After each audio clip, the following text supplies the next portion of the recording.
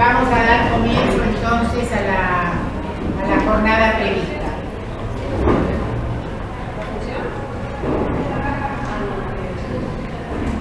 El equipo directivo del Instituto de Formación Docente 807, Perito Moreno, y el equipo docente de la Práctica Profesional 4 del Profesorado de Educación Primaria tienen el agrado de convocarlos a participar del encuentro educativo denominado La educación frente a la asignación social de los destinos. El encuentro nos convoca a sensibilizarnos y problematizarnos ante las nuevas funciones del rol docente, frente a nuestra compleja realidad y sus desafíos actuales. Porque este siglo muestra, con inusitada prudencia, que la única institución pública hasta hoy, por las políticas sociales para la educación de las jóvenes generaciones, la escuela, no es suficiente para dar cauce a las múltiples demandas emergentes. Tomando las palabras de Violeta Núñez, en este marco sostenemos que el docente debe plantarse ante lacerantes injusticias. Y estas en el campo educativo comienzan cuando las instituciones y los educadores dimiten de sus responsabilidades de pasadores de herencias y reduplican el supuesto destino social y económico de los sujetos, al asignarles el lugar de desheredados culturales, tomando las palabras de la autora. Desde estos puntos iniciales, los convocamos a compartir producciones, acciones y experiencias, y así permitirnos sensibilizar distintos sentidos y movernos de los lugares de neutralidad política e indiferencia social, que priman en muchas de las acciones pedagógicas. Para dar comienzo a la jornada, invitamos a la directora del instituto, profesora María Novedad, para presentar. Hola, para que quede grabado. Bueno, buenas noches a todos y a todas. Bueno, es una alegría este primer encuentro,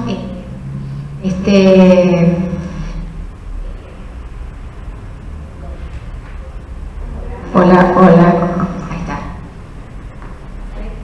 Sí. La tecnología siempre falla. Ahí. Este proyecto nace a raíz de una política educativa elaborada por el Instituto Nacional de Formación Docente, el INFOD, que largó una serie de proyectos que los institutos de formación docente podíamos presentar, y entre ellos el Plan de Fortalecimiento Institucional 2023. En ese marco, Fabricio Baeza, profesor de nuestra casa, y la profesora Andrea Gago, también profesora de esta casa, más el equipo de la Práctica Profesional Docente 4, aceptaron el desafío de poder vincular la formación docente en educación primaria con organizaciones sociales. Nos parece que es un desafío enorme para el instituto, porque nosotros tenemos una larga tradición de formación de maestras y maestros en la educación formal, pero hacer prácticas en ámbitos, entre comillas, no formales o con organizaciones sociales, en donde la realidad se palpa con mayor nitidez respecto de niñas, niños y adolescentes, nos parece central.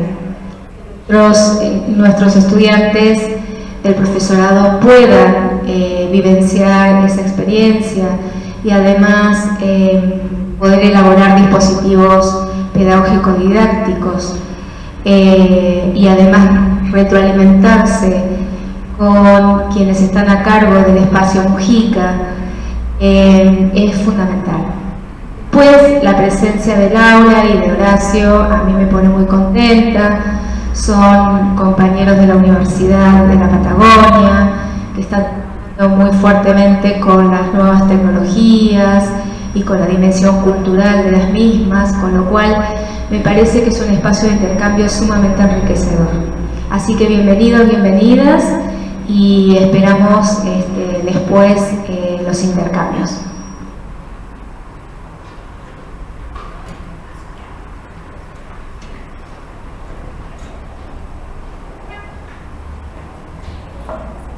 Bueno, vamos a... Hola. Hola. Bueno, el Espacio Comunitario Carlos Mujica es una organización sin fines de lucro que busca promover valores y acciones con interés colectivo en busca de justicia y equidad social, junto a la comunidad del barrio Comipa. Iniciado en el año 2008, con aproximadamente 14 años de trayectoria, este espacio es un lugar de referencia para la familia del barrio y especialmente para los niños, niñas y adolescentes. La organización se encuentra gestionando su personalidad jurídica.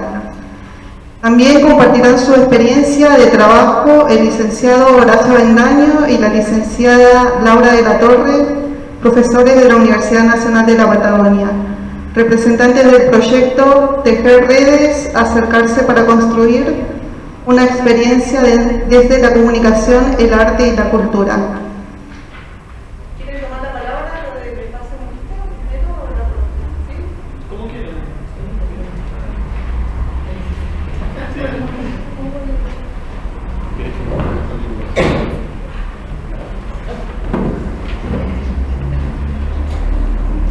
Bueno, buenas noches a todos. Mi nombre es Fabricio Baeza. Quizás algunos de ustedes ya me conocen porque estuve en el espacio de Ciencias Sociales en el primer año. Y bueno, ahora me toca un poco charlar desde otro lugar, y esto tiene que ver justamente con que, por lo menos en mi caso, desde el año 2016 vengo trabajando y colaborando en un espacio comunitario que es el que presentó la profe Magdalena, que se llama Espacio Mujica. Y bueno, quienes me acompañan acá también en esta charla es Martina Mamonde, que también es colaboradora y alumna de la licenciatura en Ciencias de la Educación. Gina Castro, vos también sos estudiante de Trabajo Social. Y Carolina Leonardo, que también nos está acompañando, que vos también sos estudiante de Ciencias de la Educación. Bueno, como verán, el espacio comunitario es un espacio de tipo interdisciplinario. Un poco la intención es que en este PowerPoint nosotros vayamos comentándole algunas de las características generales que hacen justamente a este espacio. Si puedes pasar la primera. Bueno, quizás la primera idea tiene que ver con esto, con pensar que es un espacio de base territorial. Cuando nosotros pensamos en territorio, lo pensamos como una trama de relaciones, como un espacio que no solamente es una apropiación de tipo política del espacio, sino también económica, social, simbólica, cultural. Y la idea de que tenga base territorial significa justamente que nosotros nos vinculamos de manera permanente con los actores que viven en un barrio muy particular, que es un barrio, un asentamiento popular, que se llama Comipa, Compañía Minera Patagónica, es la sigla. Ustedes van a ver en realidad que es un asentamiento informal, un barrio popular, que surgió justamente en un contexto muy particular acá en Comodoro. Quizás para los que son más grandes seguramente tendrán la referencia de pensar el segundo boom petrolero allá por el 2003-2004, y significó esto, y nosotros lo vivimos en carne propia, que la ciudad creció de manera exponencial. Y la forma en que se expresó ese crecimiento de la ciudad tiene que ver justamente con la proliferación de asentamientos populares, ¿no? De barrios. Claramente la característica de estos barrios es la precariedad habitacional, la vulnerabilidad de las familias. De hecho, hace muy poquito se firmó un convenio entre este barrio, autoridades de la cooperativa, del gobierno municipal y nacional para hacer la red de agua y cloaca, y es un asentamiento que ya tiene más de 14, 15 años de existencia. que lamentablemente tomó notoriedad pública hace muy poquito, porque hubo justamente un proceso de ocupación masiva de tierra en zona norte, y seguramente ustedes habrán visto las imágenes. Pero bueno, lamentablemente este barrio se consolidó con el tiempo en este contexto de vulnerabilidad, ¿no? Entonces la organización como tal siempre tiene esta idea de pensar todas las actividades en función de esta trama tan particular que caracteriza al barrio. Un barrio que vamos a ver que tiene una diversidad de procedencias, de familias, de distinto origen, ¿no? Y nosotros a través de esta organización lo que pretendemos justamente que se genere cierto grado de comunidad, de cohesión social, de generar lazos de solidaridad, de fortalecer un poco la cuestión comunitaria, ¿no? Entonces el espacio comunitario desde su origen se convirtió en un espacio de encuentro y de recepción de chicos, de niños y adolescentes que viven ahí y que, como ustedes verán ahí, no tienen ningún tipo de servicio, infraestructura, y que muchas veces reciben el estigma justamente de vivir en un asentamiento popular, ¿no? Ante esa ausencia del Estado nosotros intentamos generar las condiciones para que eso se pueda generar, ¿no? Bueno, en realidad, ¿qué es lo que hacemos ahí? Aparece esta frase tan fuerte que es justamente la promoción de derechos, ¿no? Y muchas veces nosotros tenemos, esto lo vemos en nuestra formación como docentes, dice, bueno, ¿cómo promover derechos a través de secuencias didácticas, actividades escolares, ¿no? Nosotros nos complementamos a las actividades que se proponen dentro de las escuelas. Hay un par de escuelas que están cerca, la 221, la 171 también, pero siempre pensando en los derechos de los niños y de los adolescentes, ¿no? Entonces, en función de eso aparece esto de la participación comunitaria, porque también uno de los lineamientos es que todas las actividades que nosotros realizamos también tengan el acompañamiento de los padres, ¿no? No solamente de los niños. Entonces, siempre hay un sentido de comunidad en cada acción que tomamos. Bueno, otra palabra fuerte, justicia social. Esta también es una idea rectora de la mayoría de las actividades que nosotros generamos o intentamos generar, tienen que ver con este imperativo, ¿no? La justicia social, entendido como una serie de no derechos o de situaciones que se han vulnerado y que nosotros a través de estas actividades las ponemos en tensión y las explicitamos, ¿no? A través de las actividades que hacemos.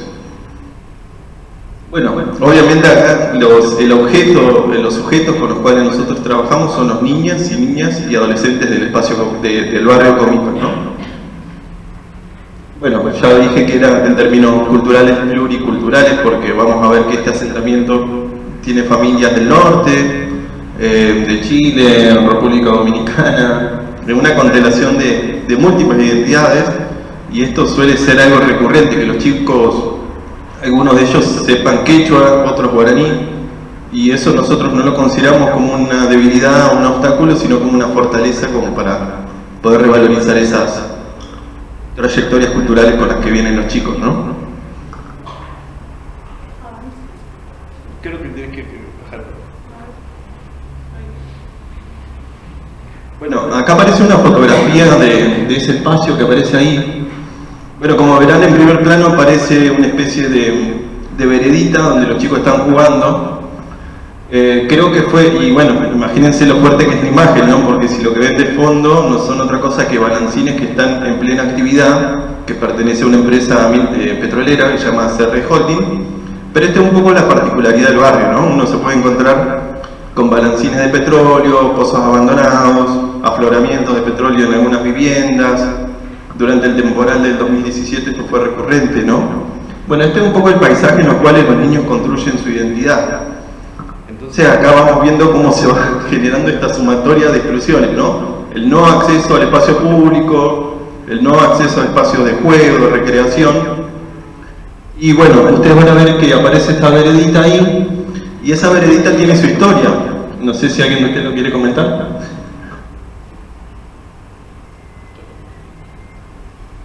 Buenas noches. Esta vereda para los chicos es una plaza, ¿sí? Es una plaza que fue gestionada en principio por ellos, por un interés de los chicos y las chicas del espacio comunitario, y acompañamos ese proyecto, y bueno, se gestionó con municipalidad y con cooperativa, creo. Y bueno, ahora es un hecho, para nosotros es más que la vereda, ¿no? Representa también en la participación y el interés de los chicos y chicas por la construcción de su barrio, que aporta este sentido de pertenencia, ¿no? Que mencionaba Fabricio recién.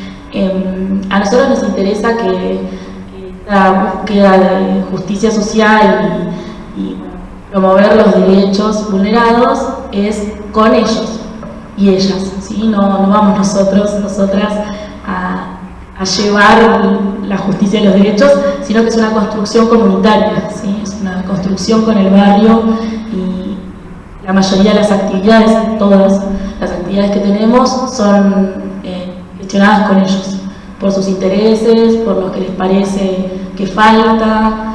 Tenemos mucho intercambio con ellos y ellas en este sentido. La plaza es como lo más tangible en ese proyecto en esa gestión juntos y juntas, ¿no?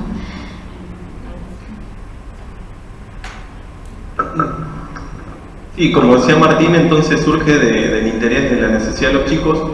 Y bueno, detrás de esto también hay como una secuencia didáctica, si se quiere. Lo que nosotros propusimos al inicio era,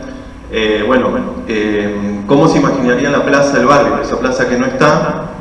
Entonces, a partir del dibujo de los mapas mentales, que por ahí yo muchas veces le insisto a las chicas que la geografía de la percepción nos abre justamente un camino para seguir, para articular contenidos, los chicos comenzaron a dibujar sus croquis, sus plazas, los espacios que querían para ellos, de acuerdo a las actividades que ya vienen desarrollando, ¿no?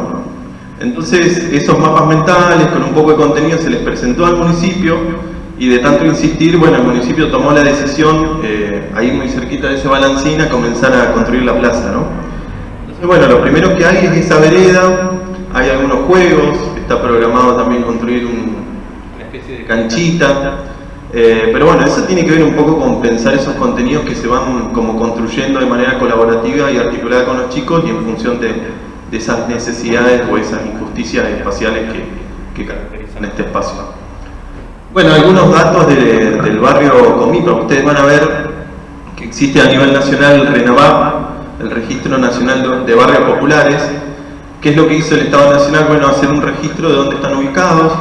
Esa es información de acceso público, muchos de ustedes lo pueden acceder, son información que el día de mañana se puede convertir en un contenido a enseñar, ¿no? Los barrios populares, y Comodoro tiene una larga historia asociada a la ocupación informal. De hecho, los barrios Petrobelli, que son barrios que tienen más de 100 años, surgen justamente por esa dinámica, ¿no? Pero en la actualidad el barrio tiene más de 1000 habitantes, más de 700 familias, y bueno, se caracteriza justamente por esa complejidad, por esa inexistencia de infraestructura, de equipamiento, pero bueno, es un barrio altamente consolidado y hoy por hoy ya están viviendo las familias ahí, ¿no? Es una realidad que no se puede negar. Sí, ¿por qué? No sé si quieren comentar.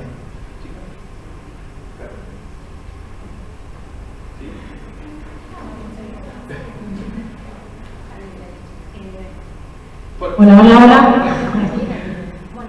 Bueno, hola. El espacio surge por la idea de la licenciada en Trabajo Social Griselda Tejada. Cuando comenzó el asentamiento en ese lugar, ella pensó que debía haber un lugar donde se pueda construir un espacio común para niños, niñas, adolescentes, pensando justamente sus derechos. Nosotros como espacio nos sustentamos en la ley, a ver si la cambió, sí, había un error en la ley, en el número de la ley 2661, de protección de los derechos de niños, niñas, adolescentes. Con esta idea, desde un pensamiento, desde el trabajo social, fue que ella decidió utilizar un terreno de ese espacio dedicado exclusivamente para construir comunidad. Ya hay unas cuestiones que ya comento. Nosotros, por cuestiones de espacio, por ahí de tiempos, tenemos 4 grupos de niños y niñas. que van de los 3 a los 6 años, 7 a los 9, de 10 a los 13 y de 14 en adelante. Hay adolescentes que vienen al espacio desde que el espacio está funcionando, entonces hoy se posicionan como unos voluntarios del mismo espacio, trabajar en los talleres con los chicos, eso está pasando hoy. Entonces también se puede pensar en trabajar la formación misma, chicos, ¿no? Yo pienso, por ahí estoy mucho más en el apoyo escolar, entonces pienso cómo construir desde todos los espacios de talleres proyectos de vida futuro para estos chicos que a partir de los 3 años por ahí están en el espacio y son parte de esta comunidad, luego ser más grandes y pueden pensar en un proyecto de vida a partir de sus propios intereses y es lo que podemos fomentar desde el espacio. Por eso esto que decía Martina, ¿no? La escucha y el diálogo desde sus propios intereses, lo que plantean, lo que buscan, lo que desean, lo pueden expresar en un lugar libre en el espacio.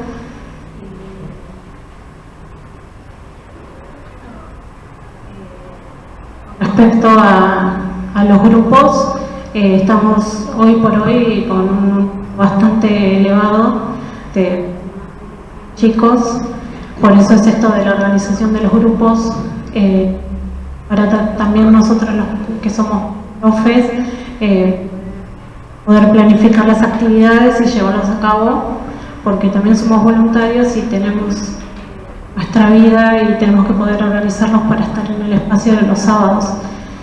Además se brindan diversos talleres que vamos pudiendo gestionar con nuestras instituciones para los días de semana, en los horarios de la tarde. Por ejemplo, mañana empezamos con rutina, taller de arte cuento. Después tenemos el apoyo escolar también los sábados, que lo tuvimos que pasar a los sábados porque los días de semana los chicos por ahí se ponían a hacer actividades deportivas, entonces también teníamos que esos tiempos para poder organizarnos. Ahora se vino el taller de creación audiovisual que ya está funcionando. ¿Ese de dónde era? Sí, está vinculado.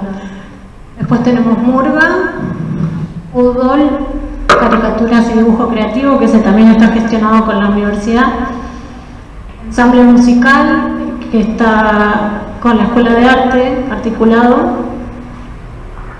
La juegoteca, que está por el... Y los últimos sábados de cada mes se festeja el cumplemes. Es un espacio más bien recreativo, lúdico, y la dedicamos un sábado para esa actividad. También por pedido de ellos hay sábados que dedicamos a cine, porque es un pedido y tuvimos que acomodar ahí esos días para de verdad quieren.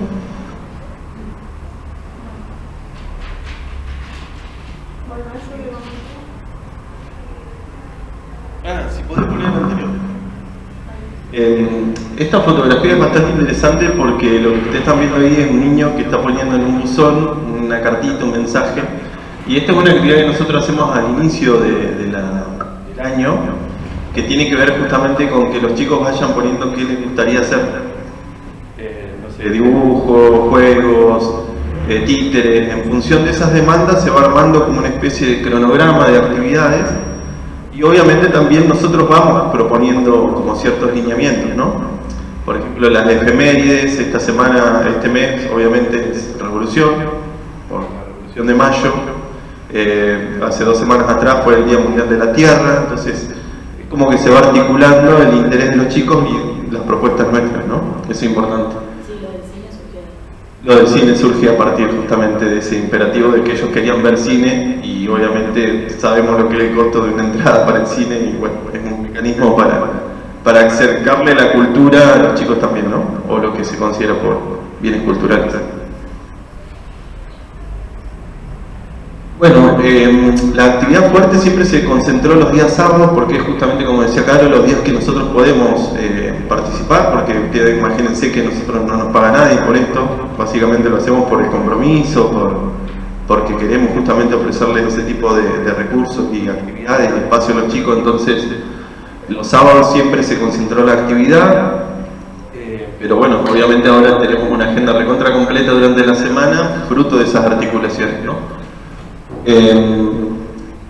Bueno, los ejes temáticos que les comentaba, ahora justamente la idea de revolución, en el mes de julio va a ser la idea de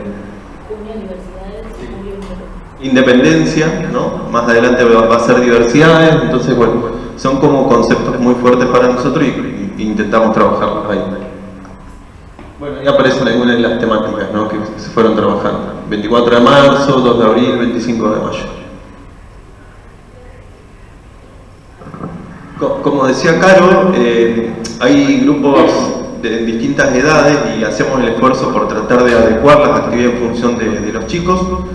Pero bueno, una de las principales demandas, y esto tiene que ver con todo lo que hemos atravesado en estos años, ¿no?, la pandemia, la crisis educativa, los problemas de infraestructura, hace justamente que eso repercute en el rendimiento de los chicos. Y bueno, no es por casualidad que la mayoría de los espacios comunitarios, las unidades vecinales están dando clases de apoyo escolar, y bueno, de hecho hablando con algunas compañeras, alumnas ya a punto de recibirse, están ejerciendo ese tipo de actividades. Entonces apoyo escolar es una de las principales actividades que venimos sosteniendo, también de manera voluntaria los días sábados a la mañana, ¿no?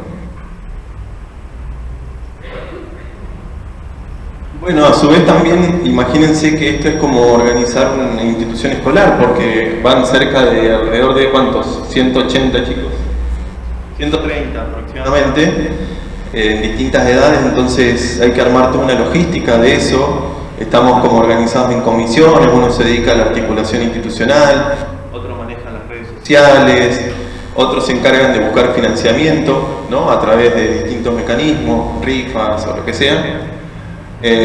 Otros se dedican a la recreación, otros al deporte. Entonces no solamente somos nosotros 4, sino que somos alrededor de 15 ya, ¿no? Un poquito más, de 15 entre alumnos avanzados en algunas carreras, algunos profesionales, pero bueno, todos mancomunados en este tipo de actividades. Y bueno, ahí aparecen estos estratos de edad, ¿no?, de 3 a 6, que decía, de 7 a 9, de 10 a 13, es como reproducir un poco los estadios evolutivos de los chicos, ¿no? Bueno, ahí estamos. Bueno, esto es una síntesis, ya con esto como para ir cerrando, una síntesis de todas las redes que fuimos estableciendo. Imagínense que durante el temporal 2017 la ciudad se vio impactada por el temporal, y eso nos obligó a que nosotros comenzamos a establecer vínculos con otras instituciones, porque si no es como que terminamos todos segregados, encerrados en el barrio y sin ningún tipo de colaboración con otros actores. Entonces ahí es como que comenzamos a incorporar esto de generar vínculos con todo tipo de instituciones, ¿no?, especialmente con las que no están en el barrio, y eso genera un doble acercamiento. Por un lado, los actores vienen al barrio, y por otro lado nosotros también vamos hacia otros lugares, ¿no?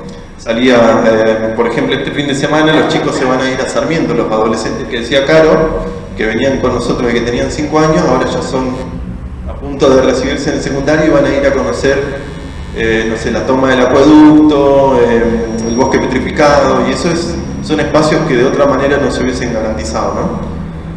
Bueno, ahí hay un listado enorme de actividades que venimos haciendo, especialmente con los institutos, con la universidad. Se fueron dando talleres de oficio, es decir, a los chicos se les pudo garantizar un taller de electricidad, de arreglo de computadoras, ¿no? Y es para estos chicos más grandes que no ven como un horizonte promisorio de llegar a la universidad, pero bueno, por lo menos se les ofrece esa posibilidad de formarse o especializarse en algo, ¿no? Los resultados fueron muy interesantes porque asistían todos muy contentos, se les veía en la cara esta necesidad de formarse en algo. Ahora están en la producción audiovisual, entonces están creando sus primeros videos, algunos se dedican a la música, entonces se convierten en una especie de sujetos multimediales, ¿no? Si se quiere. Bueno, en algún momento participamos en Cine Solidario, se dieron charlas con proteccionistas. La proliferación de perros es un problema que tiene toda la ciudad y muchos proteccionistas fueron a dar charlas con los chicos, con los más grandes, y eso fueron actividades muy interesantes. Bueno, Secretaría de Salud. La idea es que el Estado, a través de distintas instituciones, llegue al barrio, ¿no? Garantizar eso.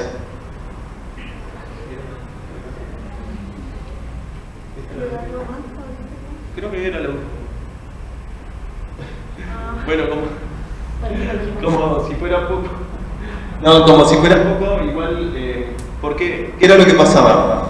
Nosotros hacíamos muchas actividades de manera espontánea, muchos de nosotros trabajamos en la universidad, algunos somos investigadores, docentes, pero muy poco tiempo nos dedicamos a la sistematización, a la elaboración de documentos, a la reflexión. Entonces lo que hicimos fue el año pasado elaborar un proyecto de extensión y poder articular todas esas actividades que veníamos desarrollando, ¿no? Entonces, bueno, le pusimos un nombre bastante raro, largo, si se quiere,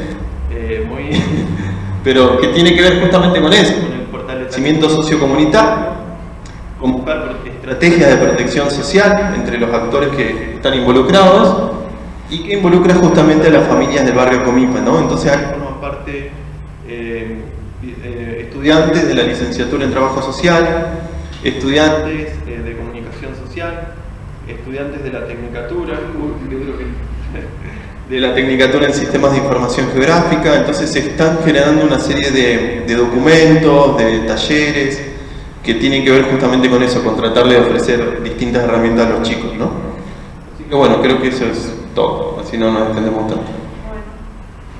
Gracias, Fabricio. Entonces, dejaron acá el documento.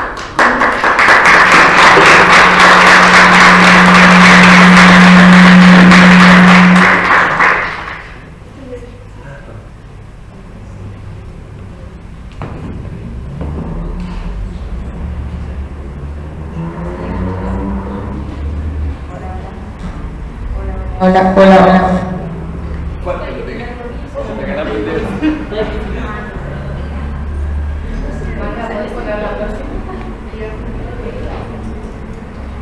Ustedes me dicen y yo no voy a avanzar.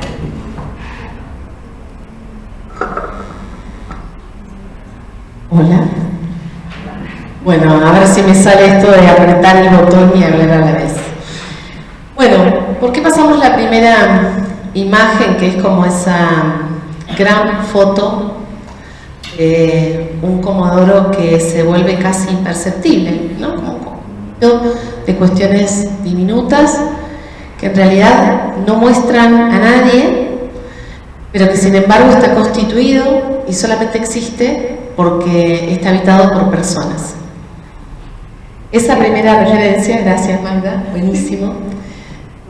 Dice como muy poco de ese puntito que es el ENI 465, donde con Horacio trabajamos durante 7-8 años aproximadamente en un proyecto que se denominó Tejer las Redes, acercarse para construir, que surgió ni más ni menos que de un encuentro una tarde en la casa de quien era su directora en ese momento, de Araceli Romero, con una maestra que estaba allí muy preocupada por Jair y por Natalia, dos de esos niños que habitaban esa institución allá lejos en la terraza del Abásolo, y con quienes no podía establecer ningún tipo de diálogo. Le pregunté si el problema era que no hablaban, y un poco ese fue el principio, ¿no? Y por eso, Magda, si nos pones la otra, esa falta de palabras, en realidad era un poco una verdad, un poco una percepción, un poco un desafío, pero fundamentalmente era una actitud bastante miedosa, pero sí recurrente, de las prácticas de los chicos en ese jardín. Esa tarde en la casa de Araceli, yo, desde la comunicación social, pregunté qué tipo de actividades realizaban de lectoescritura, y me dijeron que ninguna. En principio porque ustedes piensen que en 2009 nuestra provincia no tenía un diseño curricular para nivel inicial sobre lectoescritura. Entonces estaba prohibido decir lectoescritura. Entonces yo le dije, bueno, no le digamos lectoescritura, digámosle el mundo de las letras. Y esa idea de construir, más bien de acercar, de correr el cerco, de llevar el mundo al Abasolo, que parecía ese lugar inaccesible, con una gran escalera, en el que nos perdíamos con las indicaciones que nos daban las maestras para llegar, construimos este proyecto pensando en 3 cuestiones centrales. La primera era el derecho a la construcción de un discurso propio.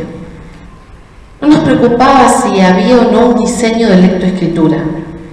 Nos preocupaba el uso instrumental del discurso. No solo la falta de enseñanza de las categorías gramaticales. Nos preocupaba cómo esos niños se preguntaban por el mundo que habitaban, cómo lo construían ellos en sus interacciones sociales, no solo adentro del jardín, sino en realidad por fuera de él, a partir de la luz del estigma. Voy a decir 2 o 3 cosas centrales, vamos a comentar el proyecto en general y después nos gustaría que pudiéramos intercambiar.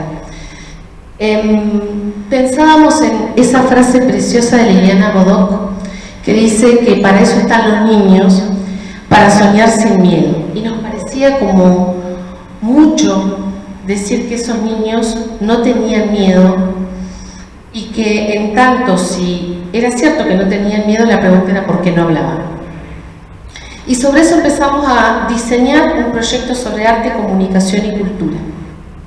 Empezamos a preguntarnos de qué manera esa imagen enorme de una ciudad que parece dividida por la geografía, pero que en realidad está dividida por otras cuestiones mucho más complejas que las socioterritoriales, estaba dividida por situaciones vinculadas a la falta de acceso, a la periferia, a los bordes culturales. De qué manera la comunicación podía pensarse no solo como un derecho, sino como una vía que articulara el arte con el mundo de las letras. Y en esas intersecciones poder pensar de qué manera generar acciones que le permitieran a esos niños que habitaban ese jardín construir un discurso propio. Parece una cosa muy loca pensar en un niño de 3 años, de 4, de 5. Sin embargo, lo que este proyecto demostró al cabo de 7 años es que eso era posible. En principio, porque nosotros pensamos en un desplazamiento. Si ese mismo desplazamiento territorial que hizo que nosotros tuviéramos que llegar a modo de exploradores, preguntándoles a esa comunidad a dónde estábamos, sin lograr que al cabo de 2 horas esos niños que dibujaron, que pintaron, que nos contaron al oído que había que subir una escalera larga, muy larga, que había que dar 3 contracurvas para llegar a ese lugar desde donde se ve el mar, no pudieron pronunciar en toda esa mañana que vivían en el Abasolo.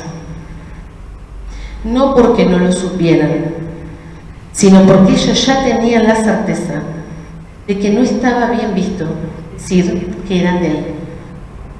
Ese proceso que implicó trabajar fuertemente con las maestras para construir un diseño propio que nos diera respuestas a esas comunidades, que nos permitiera trabajar pensando en la reconstrucción de una identidad que estaba ahí. No solamente teníamos que generar los espacios para que aparecieran y para que aparecieran las palabras, o para que en todo caso esos silencios de Yair y de Natalia fueran un silencio que tuviera que ver con la expectativa, que tuviera que ver con la proyección o con la posibilidad, pero no con el miedo. Ahí estamos, Horacio y yo, muy jóvenes, podrán ver la niña que está atrás de la niña, tal cual, de pelo largo, es esta pequeña que nos acompaña hoy, que es nuestra hija Francina, y llegamos con esa gran lupa tratando de encontrar esas primeras palabras y las encontramos. También encontramos pedidos de UPA, situaciones de garrapata que nos agarraron y estuvieron toda la tarde, después ya como mochilas nos las íbamos cargando y nos fueron mostrando qué era ese espacio. Ahí arriba, en esa terraza, en donde durante 7 años pudimos construir un espacio en donde se favorecieron las instancias para que todos esos niños, esos niñas que habitaron ese jardín durante todo ese tiempo construyeran discursos propios. Lo hicieron a través del arte y allí estuvo Milo Lockett. ¿Querés pasar, Magda? Para algunas cosas así, nuestras reuniones de 7:30 de la mañana para poder preguntarnos qué tenía que ver la cultura con todo esto, porque la cultura era ese espacio de tensiones en donde se disputan los sentidos simbólicos, en donde se disputa el sentido de la creación de la realidad, y en donde entonces está mal Satarabaso, ¿no? Esas discusiones fueron discusiones a modo de Ateneo y por eso hoy le decíamos a Magda que celebrábamos mucho esta invitación, porque nos permitió sentarnos con Horacio a revisar ese proceso, porque estamos esperándolos a ustedes para ver qué cosas les interesa de esta experiencia. Pasamos una y ahora volvemos. Y nos encontramos ahí con un desplazamiento también de las ciencias de la educación, ¿no? Es decir, la comunicación, la educomunicación, tiene mucho para aportar a las instituciones educativas, y esto no solo quedó mostrado en la pandemia porque aprendimos a utilizar el Zoom, sino porque descubrimos que hay nuevos lenguajes. Dice Jesús Martín Barbero que lo extraordinario de la ruptura del mundo binario, lo bueno, lo malo, los pobres, los ricos, es que las tecnologías nos han demostrado que hay un desplazamiento cognitivo y que cuando nosotros les ofrecemos a nuestros estudiantes no recursos que ilustran contenidos, sino nuevas formas de construcción de la realidad, y ellos están en esos dispositivos, lo que sucede ahí es la magia de la creatividad. Entonces no tenemos que dar nada, sino generar los espacios que permitan que esas subjetividades afloren. Esos son los dibujos, eso fue Milo Lockett, esas fueron las instancias articuladas con las abuelas de cuentos. Allí está Norma Pérez, que iba junto con sus compañeras 2 veces por semana para que el cuento no fuera solamente un relleno del ratito que queda, sino que fuera un contenido que se pudiera trabajar para que no contáramos en un aula en donde una nena acababa de perder a su mamá, se había muerto su mamá, no contáramos Pulgarcita, ¿no? Pudiéramos entonces pensar que el cuento es algo más que un dispositivo leccionador, que también el cuento, que los relatos son siempre posibilidades para ampliar el mundo. Y con eso colaboraron las abuelas de cuentos, y lo que ustedes ven abajo son fotos de producciones que iban surgiendo a la medida que ellas leían, ¿sí? Durante muchas mañanas se leyeron libros que fueron seleccionando los pequeños del jardín, muchas otras se solicitaban para poder articular contenidos específicos, y muchos por placer. Dice Andrea Ruhr que el arte siempre es un dispositivo asociado al placer, una expresión para la confianza y también para la libertad. Y sobre esos aspectos fuimos trabajando. Bueno, paso a paso. Ahí está Milo Lockett. Lo que nos pidió como condición para ir fue al primer lugar al que fue cuando bajó del avión, fue que le dijéramos qué quería que pintara. El jardín trabajó durante más de un mes en un proyecto colaborativo que surgió de temas que se venían trabajando, pero también de temas que fueron proponiendo las salas de 3, de 4 y de 5, y por eso hubo un primer diseño en donde Milo trabajó con los chicos en sí. Luego hubo un traslado a modo de mural que él solamente perfiló y que se fue completando esa tarde ventosa, típica de las visitas, y que no empezó con la pintura, sino con la plantación de los árboles en el jardín. Se venía trabajando con un proyecto interesante sobre el cuidado del ambiente, también sobre el safari antropológico que llevó adelante Guillermino Oviedo. Voy nombrando algunas cosas que después podemos retomar, ¿no? Donde lo que fuimos a hacer es recorrer y ver qué hay por fuera de lo que vemos ahí, como una mera planta árida que parece que no tiene nada. Y lo que encontramos fue la maravilla del jardín patagónico, y entonces empezamos a vincular a la universidad con todos estos espacios. Bueno.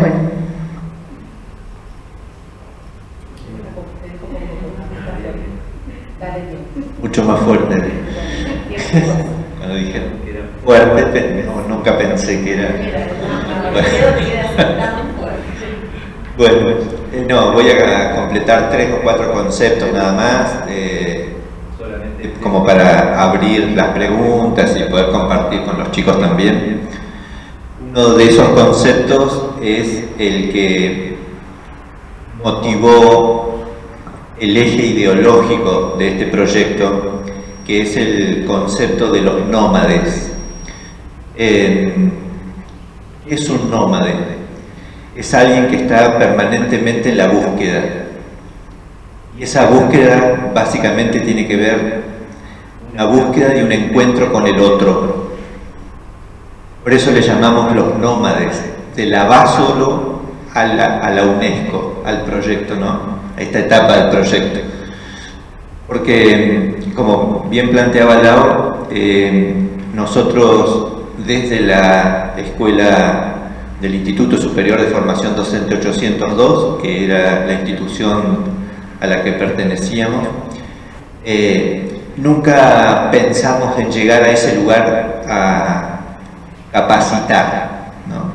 Las cuestiones que ya ponen al otro en una situación, en principio, de distancia, sino que lo que pensamos es en ver la posibilidad de transformarnos nosotros mismos en nómades. ¿Y qué nos caracterizaba como nómades? Lo que hacen ustedes ahora seguramente cuando salen de acá y agarran el teléfono, que es seguir utilizando la misma lupa que yo tengo acá. Porque cuando ustedes entran a Google, por ejemplo, o ahora un poquito más sofisticado al chat GPT, lo que están haciendo es buscando. Es decir, son nómades, igual que nosotros. Lo que teníamos que encontrar era la posibilidad de pensar qué ocurría cuando uno se encuentra con otro nómade. Cuando uno se encuentra con otro nómade, lo que media allí, sobre todo siendo de la Basolo, es el juicio previo o el estigma. Entonces lo primero que teníamos que tratar de romper era ese estigma, y para poder romper ese estigma lo que teníamos que hacer era saber quiénes eran ellos. Entonces inventamos esa carpeta viajera que apareció ahí hace un rato, donde les preguntamos cómo nos podrían contar quiénes eran. Y entonces lo que descubrimos ahí fueron tramas silenciadas, estigmatizadas, en las que básicamente se reconstruía un lazo social inédito, pero que era absolutamente potente, que era la base de algo nuevo por fundar. En la carpeta viajera descubrimos a los abuelos, porque lo que encontramos allí era que la socialización que nosotros antes catalogábamos como socialización primaria, socialización secundaria, pares significativos y todo lo que ustedes ya conocen, estaba mediada por una nueva relación de nietos que iban a la Basolo y abuelos que ayudaban a criar. Fundados en esa historia, lo que encontramos es que el uso de las tecnologías, que básicamente también estaban estigmatizadas, era de un valor extraordinario y de una polisemia extraordinaria, porque la condición socioestructural de cada uno de esos niños parecía condenarlos a que sean analfabetos tecnológicos. Y lo que nuestra carpeta viajera demostró es que más del 90% de esos niños tenían un manejo extraordinario con 3, 4 y 5 años del uso de los smartphones. Porque se podía hacer de la Basolo y tener smartphone. Pero además se podía crear nuevos lenguajes en esos smartphones. Y entonces lo que encontramos allí era un desafío curricular, porque ya no íbamos a hablar del impacto, ¿no? Esta famosa palabrita tan mediocre, que es hablar del impacto de las tecnologías, como si los otros fuesen analfabetos digitales. Desterramos la palabra impacto de la basura, porque lo que teníamos que reconocer es que ellos las usaban, y en algunos casos con una maestría extraordinaria. ¿Qué ocurría? Lo que había que generar eran nuevos escenarios donde se pueda empezar a socializar eso. Y es por eso que seguramente en muchos de los nuevos diseños que Milo Lockett empezó a realizar luego de su visita, van a encontrar algunas de esas geografías que se ven desde la Basolo, pero que no se ven desde otro lugar de Comodoro. En esa búsqueda, lo que encontramos es que esos nómades, si podemos adelantar, ahí, la anterior, ahí en la de Coco, ahí, que esos nómades podían llegar a la uni. Esa es una clase de biología sobre algas con la doctora Fajardo, en la que por primera vez muchos de ellos no solamente conocieron físicamente la universidad, sino que lo que conocieron era que tenían un derecho. Ese derecho es la universidad pública, pero que no se declamaba al estilo la universidad es pública, abierta y gratuita, pero no hago nada para ver cómo llegás hasta acá. La mayoría de esos niños y de sus padres nunca en su vida habían pasado ni siquiera por el kilómetro 4. Es decir, la distancia no era solamente física, sino que la distancia era de horizonte de posibilidades. El día que entraron ahí, encontraron que ese derecho se debía cultivar. Es decir, que lo que había que hacer era gestionar un tiempo distinto en el que los hiciera llegar para no volverse nunca más desde ese lugar. Ahora sí pasamos. Y entonces esos nómades ya dejaron de estar condenados a la escalera alta de la Basolo, ¿no? A los que no conocen, el 465 está rodeando el gimnasio de Varela, subiendo por la cosita, y allá arriba de todo, ahí está el 465, que si querés cortar camino, subís por la escalera que está de este lado. Pero ese ya no era el estigma y el contexto. Entonces, el safari fotográfico que organizamos con Guille tenía que ver con reconocer los distintos lugares de la ciudad, los museos, el del petróleo entre ellos, pero ese viaje de nómades los hizo pasar por algo que tampoco conocían, era la costanera, porque de allá se ve algo celeste, como decía Joel, algo celeste se ve desde acá. Pero la lupa lo que tenía que hacer era poder llevarlos al mar, porque ese mar no es solamente el acceso al puerto, sino que es un mar de posibilidades.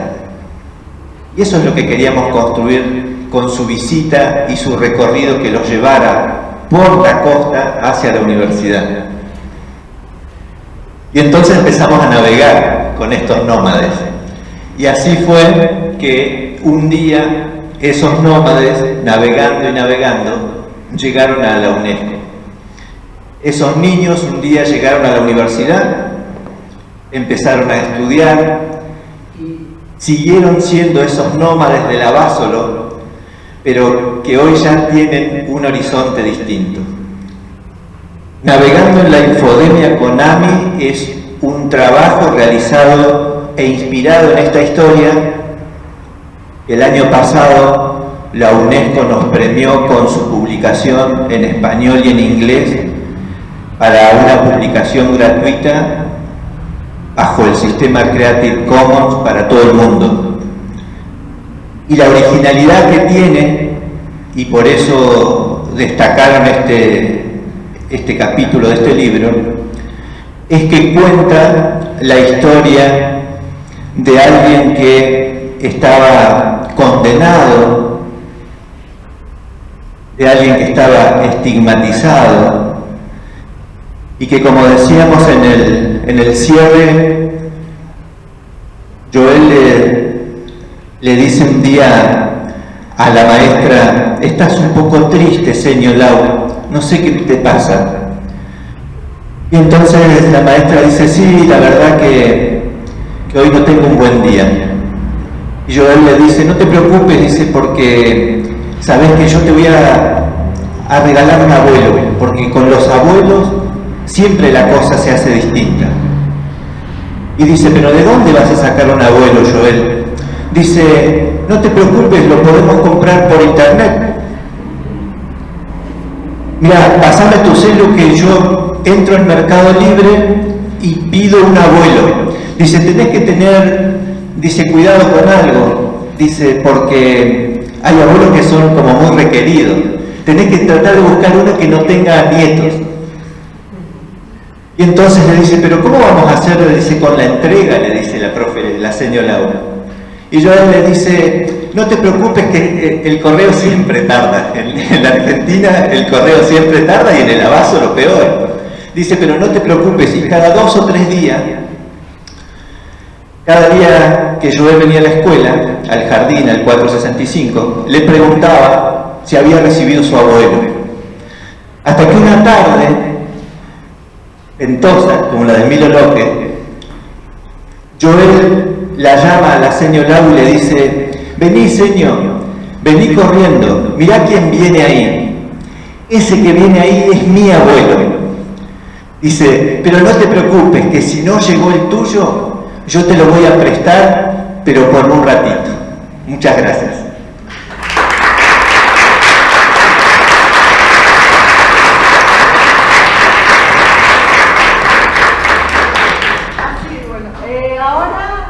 Muchas gracias por su aporte.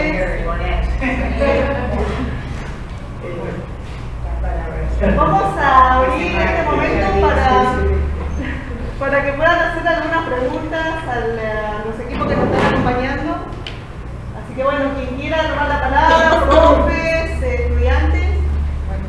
Hola, buenas tardes. Me gustaría preguntar en relación un poco a lo que recién mencionaba, el silencio. ¿Cómo se desenvuelven los chicos en torno al aula, al diálogo, a la escucha? ¿Es un aspecto que ustedes creen que hay que fortalecer o representa un desafío?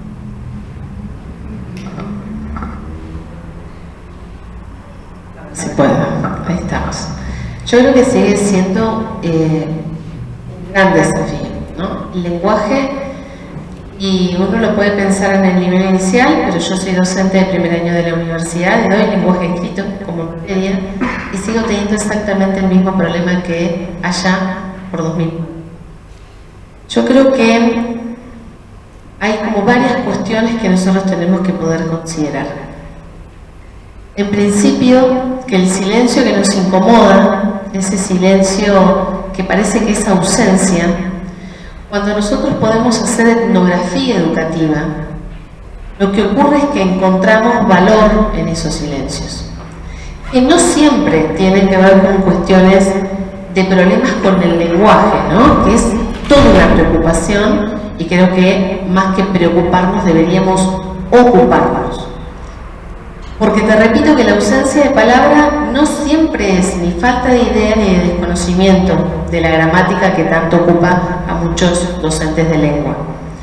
En este caso particular de la Basolo, recorriendo nuestros apuntes, recordábamos que la carpeta viajera, esas cosas que son parte de destino y por suerte son destino, en el sorteo salió la sala de la señora Mercedes, que estaba en la casa de Araceli el día de nuestra gran preocupación y ocupación, y el primero que salió sorteado fue Yair.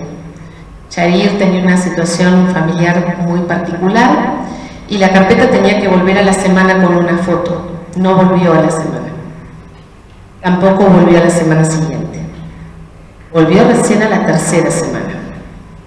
Ese espacio de silencio no fue ausencia en la historia de la vida de Yair, porque el día que la carpeta volvió con un dibujo, porque Yair no tenía fotos impresas. Yair buscó la foto que más le gustó, plantea Horacio, del dispositivo de su abuela, y entre su abuela y él dibujaron esa foto. Hubo una disputa por la palabra después de la tercera semana, entre la abuela y Yair, porque la abuela contaba una historia de la foto y Yair contaba otra, y de golpe lo que encontró Yair fue un espacio de visibilización. Si todo el tiempo nosotros estamos pensando que porque una niña habla mal debe ser corregido únicamente, no estamos pensando en la dimensión de la glotopolítica. No estamos pensando que el valor de un discurso nunca puede ser su trama gramatical. Tiene que ser su trama política. Pero para eso necesitamos construirle garantías. Y esas garantías tienen que ver, y acá voy a permitirme citar a Fontana Rosa, con dejar de pensar que las palabras son buenas o malas.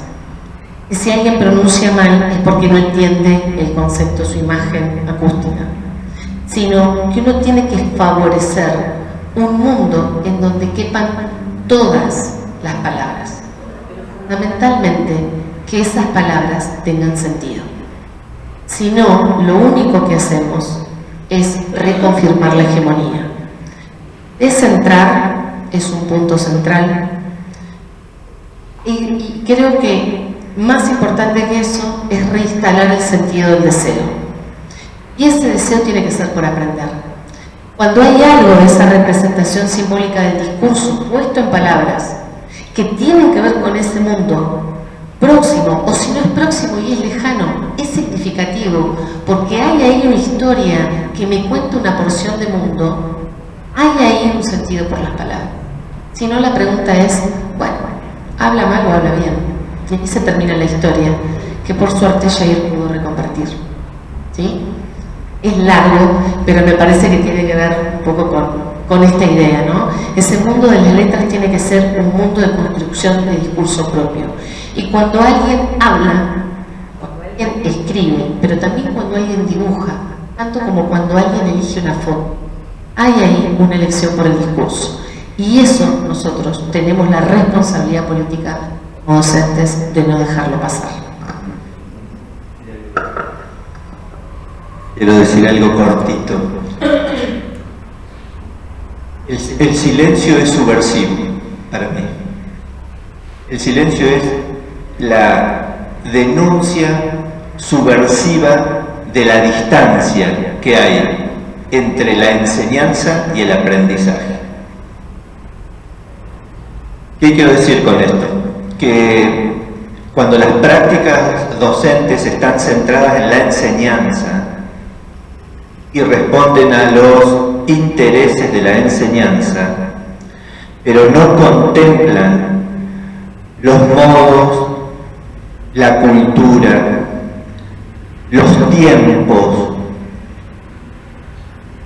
de quien aprende, lo que hacemos es colonizar al otro. Y el modo de poder, aunque en ausencia de mostrar esa distancia, suele ser el silencio. Ahora te doy vuelta la historia. Cuando vos como docente lo que haces es construir desde el otro, pero eso requiere en principio, toda una decisión ideológica y política, que es que el otro te interese, que el otro te duela. Porque si el otro no te duele en el sentido de te sensibiliza,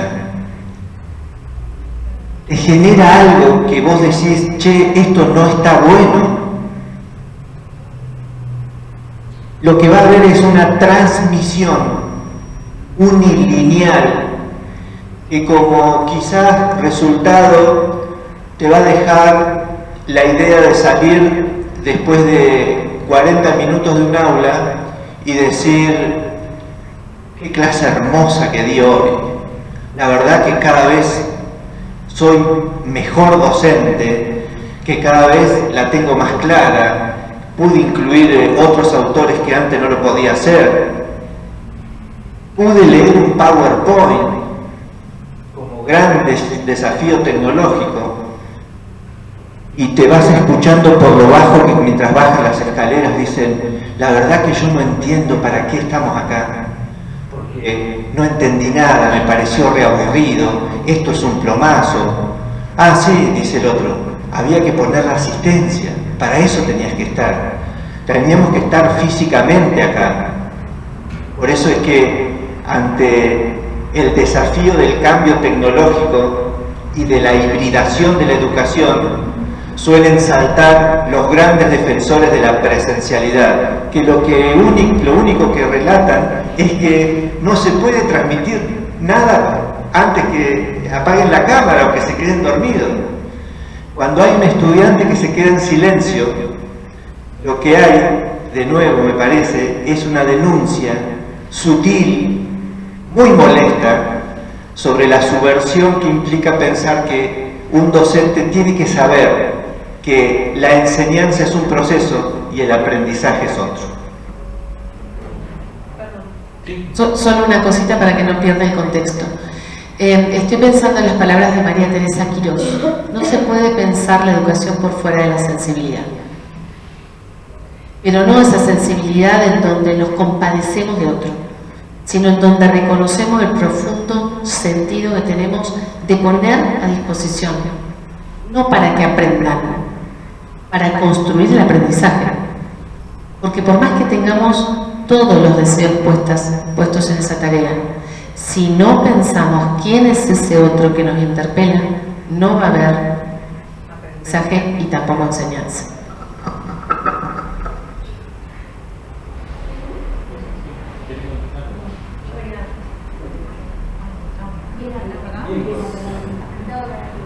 Hola.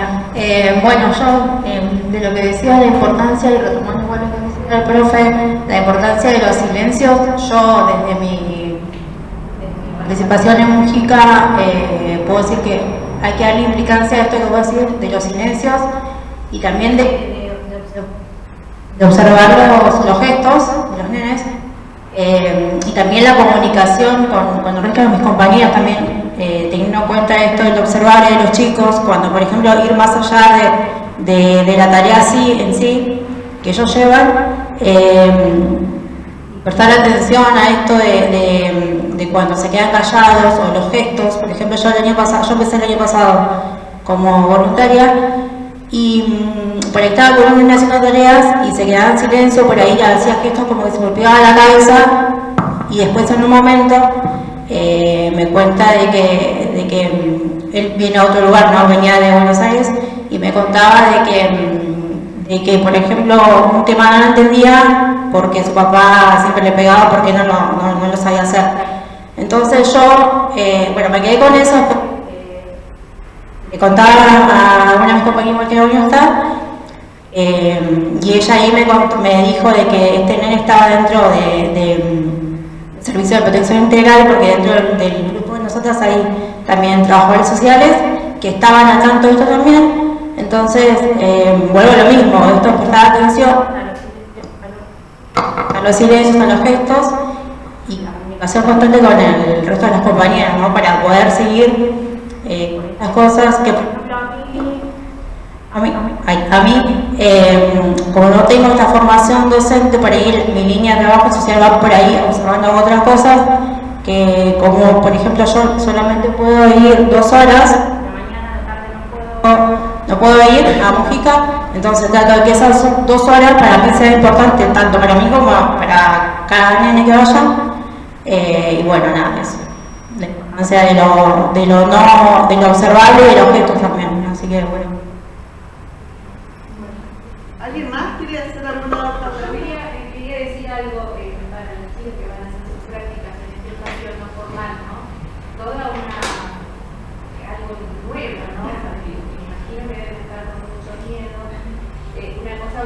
los ven a diario, que conocen los niños y que han generado, digamos, un espacio de confianza donde los chicos pueden demostrar ustedes estas cuestiones que les pasan, ¿no? Y me pongo en el lugar de las chicas. Yo creo que es difícil para ellas poder en este periodo de tiempo, ¿no?, acercarse, poder involucrarse de alguna manera, poder sentir, ¿no?, esto de que hablábamos recién, poder sentir, no sé, las necesidades, los intereses, qué es lo que les ocurre, qué les pasa en este espacio, ¿no? Ellos todavía no construyeron nada con las chicas. Entonces, qué actividades, qué recursos, la manera en que van a entablar este acercamiento, este primer acercamiento, ¿no?, para que puedan, digamos, abrirse a lo que las chicas les puedan enseñar, ¿no?, desde lo lúdico, desde los propios intereses de los chicos. Pensaba en ellas, ¿no?, en todas las expectativas como algo nuevo, pero no deja de ser algo hermoso, porque es una experiencia totalmente distinta y para mí también. Yo propio de biología siempre trabajé en instituciones desde lo formal, ¿no? Pero me parece muy lindo, me parece muy interesante, y bueno, todo el acompañamiento que van a tener que recibir las chicas, ¿no?, para poder establecer vínculos con los chicos, generar este espacio de confianza para que ellos se sientan, digamos, verdaderamente con adultos que los van a escuchar y van a poder recepcionar sus intereses y poner en práctica propuestas que les interesen, ¿no? En eso estaba pensando cuando hablamos del espacio no formal, que creo que por ahí las chicas pasan antes, seguido por el preguntante vos de los silencios. No, yo creo que vamos por la misma línea, ¿no? Lo de la escucha, de poner el cuerpo, de poner la atención, algo tan simple como recibir abrazos, ya es un primer acercamiento que seguramente lo van a recibir, pero es así para mí, desde lo más simple de un encuentro humano, y desde la escucha se puede construir qué es lo que se va a poder proponer para ellos y ellas, desde lo que ustedes puedan. Para mí empieza ahí, desde lo simple, de lo que venían proponiendo los profes también. Yo creo que ahí el arte tiene mucho para pensar, ¿no? Yo pensaba también en Laura, en su experiencia, la comunicación, el arte y la cultura como eje también transversal para la propuesta que podamos acercar al espacio, ¿no? Sí, desde el eje de diversidad, poder pensar, bueno, el 5 de junio es el Día Mundial del Medio Ambiente, ¿no? Los chicos van a estar haciendo sus prácticas allí, van a estar asistiendo, y se me ocurrió desde lo lúdico no poder pensar en cuestiones que tengan que ver con algo de lo ambiental. No sé si tienen pensado trabajar, como hablaban del Día de la Tierra, pero hablaron del Día Mundial del Medio Ambiente, ¿no? Y pensar en propuestas que tengan que ver de poder generar educación ambiental a través de propuestas que tengan que ver con lo lúdico, que les permita involucrarse de otro lugar, ¿no? Sí. Estaba pensando en algo así, como para acercar el... Mira, nosotros hace muchos años, muchos, arrancamos con este proyecto en 2009. Antes del safari antropológico que hicimos con Guillermina Oví, trabajamos con el primer audiolibro que llegó al jardín, que era el cuento La flor más grande del mundo. El problema es cuando uno lo usa solo como disparador y no como una unidad de significación en sí misma. Digo, acercar tiene que ver con poner a disposición muchas cosas distintas porque no sabemos cuál es la que va a funcionar.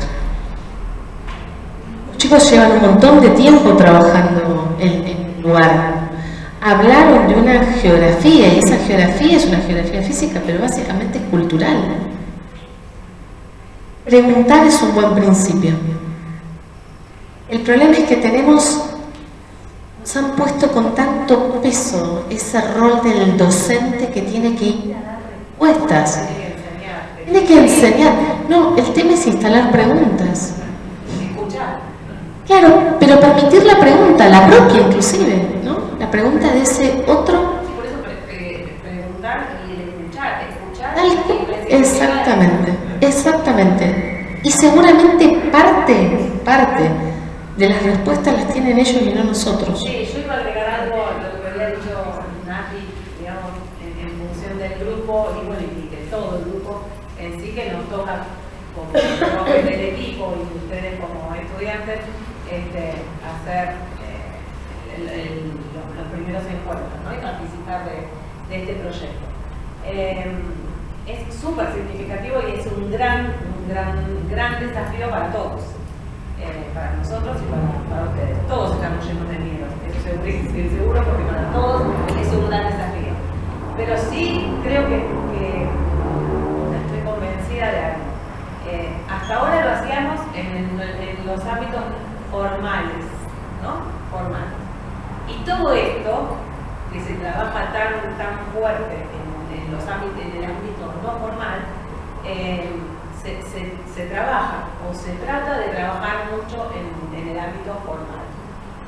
Lo que pasa es que hay otras tantas cosas que están instaladas, digamos, en función de que el docente tiene que llevar la propuesta armada y no tanto a la escucha, pero bueno, igual uno insiste en que tiene que ser flexible, en que tenemos que escuchar, en que tenemos que generar el vínculo, ¿no? Y todo esto que quizá está más instalado en un ámbito no formal y que es un gran desafío para nosotros, pero a la misma vez creo que hasta nos va a resultar un poco más fácil, más llevadero este acercamiento.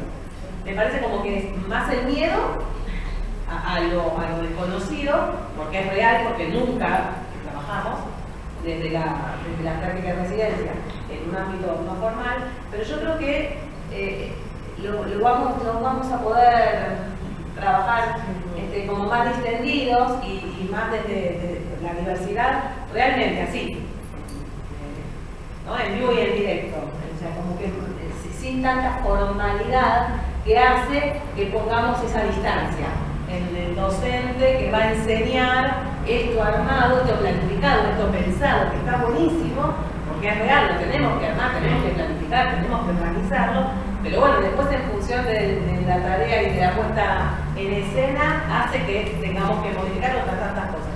Y quizá en el ámbito no formal esto está como más relajado, ¿no? Y estamos como más abiertos a la pregunta, a la escucha, a estar más atentos en esta observación tan minuciosa de uno y otro, que en realidad también eso nosotros lo trabajamos y decimos de la observación que van a empezar en la escuela número tal, ¿qué hacemos? Tenemos 2 semanas de observar. ¿Para qué?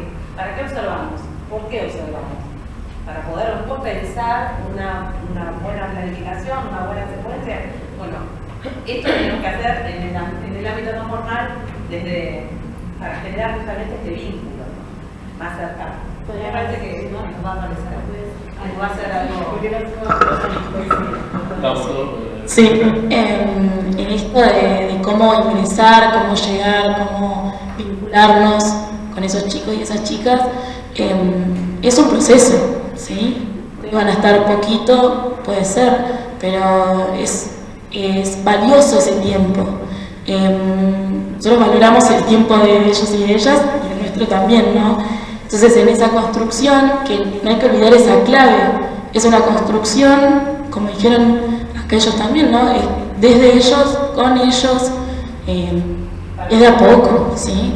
Nosotros, por ejemplo, tenemos antes de las actividades de los sábados un espacio de juego.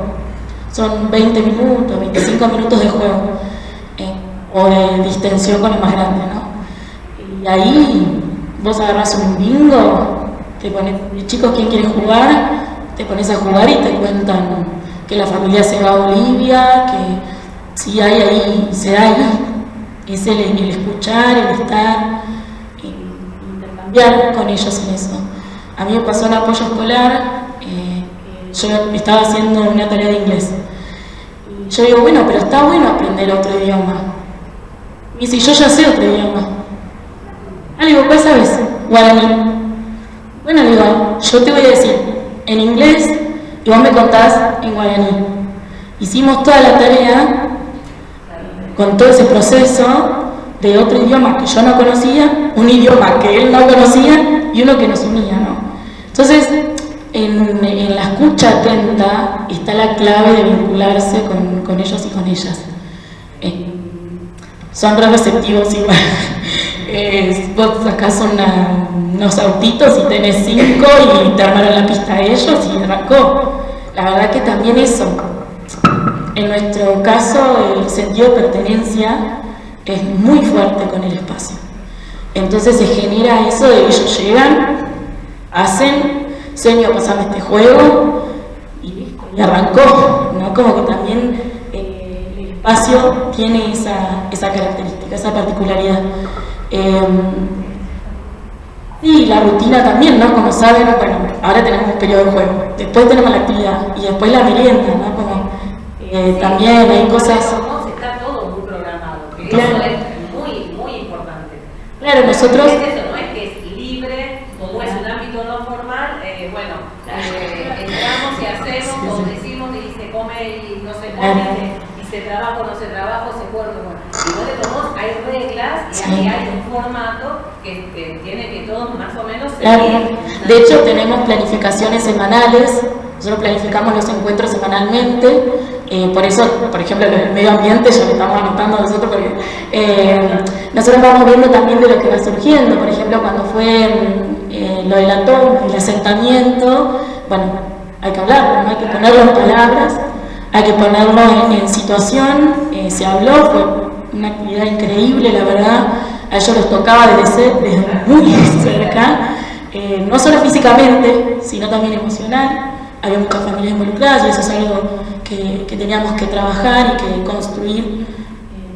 Así que bueno, es un proceso para ellos y para nosotros, ¿no? Bueno, le cedemos la palabra ahora, sí, vamos cerrando el encuentro. La verdad que podríamos un dato que va en sintonía con lo que decían todos. No sé si vieron, hay un video que se ha hecho muy viral de un nene que el día de su cumpleaños su papá y su mamá le regalan una tablita para comer asado. No sé si lo vieron, ¿no? Bueno, está en YouTube, es muy interesante. Es el día del cumpleaños de un nene y el nene recibe su regalo. Entonces se lo envuelven, le dan la tablita, imagínense una tablita con 2 cubiertos para comer asado y por supuesto él estaba totalmente agradecido de su papá y su mamá, pero por supuesto como un cumplido, ¿no? Le dice, bueno, muchas gracias, qué sé yo, y la deja ahí, una tablita para comer asado. Al lado hay una cajita envuelta en papel y le dice, este regalo también es para vos. Le dice la mamá y el papá, que lo están filmando con el teléfono y ese es el video que está en las redes. Y él cuando ya ve el formato de la caja, dice, no, no puede ser. Empieza a abrir el papel y cuando empieza a abrir el papel, empieza a llorar. Empieza a llorar de un modo desconsolado, porque lo que había dentro de la cajita es una tablet. Le refriega los ojos, dice, no lo puedo creer, no lo puedo creer. La reflexión sobre esto es qué había en la tablet distinto de la otra tablet que era la tablita para comer asado. Y este creo que es un poco el eje de lo que veníamos charlando. Lo que hay en la tablet es la posibilidad de hacer. Y eso es lo que le fascina, no la cuestión de la tecnología, no, lo que hay es que él ahí puede ser un autor de su propio sentido. Ahí adquiere forma su palabra, adquiere forma su identidad, adquiere forma todo, su estética totalmente. Ahí se puede hacer de todo. Entonces, si hay algo que nos convoca siempre para un buen lugar por donde empezar, es la práctica de ponerlos a ellos a hacer cosas que sean atractivas. Si vos llegás y le das una tablita para que coman asado, es posible que estés en un dispositivo, en una herramienta, en una propuesta absolutamente lejana a sus intereses. En cambio, si vas y le llevas una herramienta que no tiene que ser una tablet tecnológicamente, sino que pueden ser 4 autitos para poder jugar, pero ellos encuentran un espacio, no te vas a transformar en lo que Rancière llama ese maestro ignorante, que lo único que hace es llevarle propuestas que no les interesan a los niños, solamente que les interesen a los docentes. Bueno, vamos a dar un aplauso.